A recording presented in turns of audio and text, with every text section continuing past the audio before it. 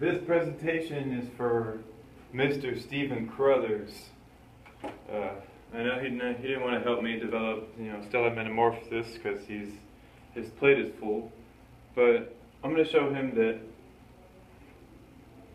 black holes have no place in stellar evolutionary models either, because, well, frankly, they are not even mathematical concepts. They're complete nonsense. And at the end of this talk, everybody will see why my audience will have a firmer grasp on reality. Okay. You have stellar mass black holes, and you have stellar metamorphosis, or GTSM, or as one person has phrased it, SM. But it's not standard model SM, it's stellar metamorphosis SM. Starting off, we have stellar mass black holes. They are invented hypothetical concepts. They were invented before there was ever any claim of observation of these things. That's a big red flag. When you have scientists inventing things, they go off on the deep end and they start accepting theories and ideas before there is any observation of anything to do with them whatsoever. So that's the first big red flag for stellar mass black holes, and black holes in general, really. In stellar metamorphosis, you can observe the stars. They are physical constructs. We were observing them. We never had to invent a star. The star was always there. They've always been here. They were never invented. And they're physical. We can actually see them, and we can measure them. And we're even standing on a very, very, very, very old one, a black dwarf. It's right beneath our feet. You're sitting in a chair while you watch this. Number two, they formed, or stellar mass black holes, formed from gravitational collapse of a star without mass or energy loss. The reason why they do that is because they need all the mass and the energy of the star to be compressed to create a super dense object. Unfortunately, that ignores reality. They took the math equations and they ruined reality with them. What happens is, as the star gravitationally collapses, that's what causes the mass and energy loss, is the heat released from exothermic chemical reactions, as well as specific feedback loops over very many billions of years as the material phase transitions to lower enthalpies. Meaning gravitational collapse goes hand in hand with mass and energy loss.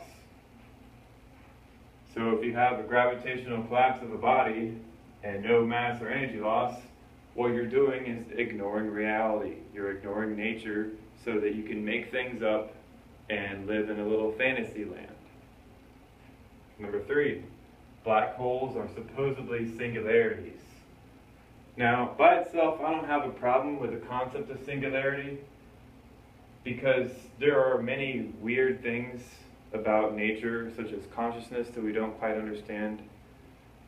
But to say that a singularity is a physical thing is kind of strange. I think a singularity is a concept, because a singularity has no dimension, meaning it's not physical.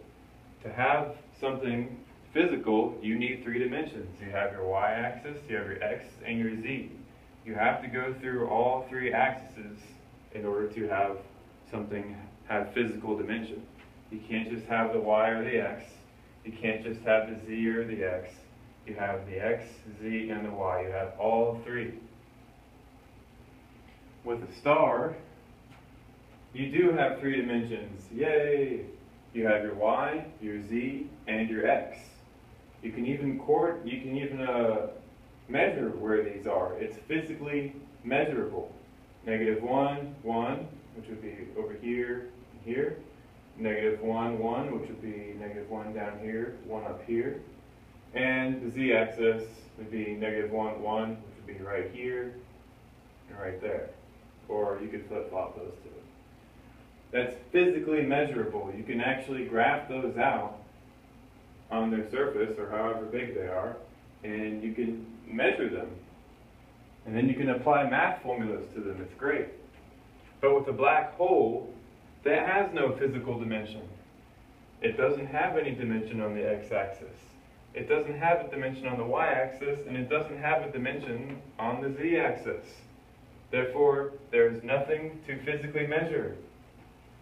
And being that there's nothing to physically measure, I don't even think it's a mathematical concept. Because even in math, you have to measure something, right? Maybe I could be wrong. Maybe math doesn't really need things that can be physically measured. Maybe you can just invent things that have nothing to do with reality whatsoever. Maybe that's where they want to go with it. But I don't want to have anything to do with that kind of fantasy, because number one, it leads your mind into oblivion, and number two, it drags a lot of people with you into your oblivion in your fantasy land. That's what Stephen Hawking was doing for so many years, and now we have to correct his vast diversion. But I think Mr. Hawking has already came out and said, you know, black holes don't exist, so good on you.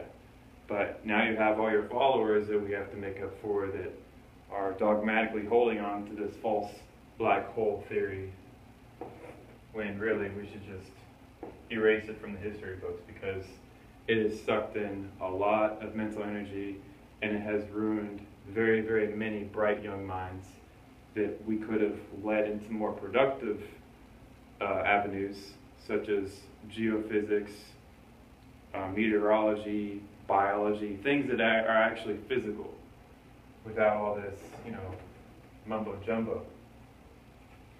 So basically that really sums it up.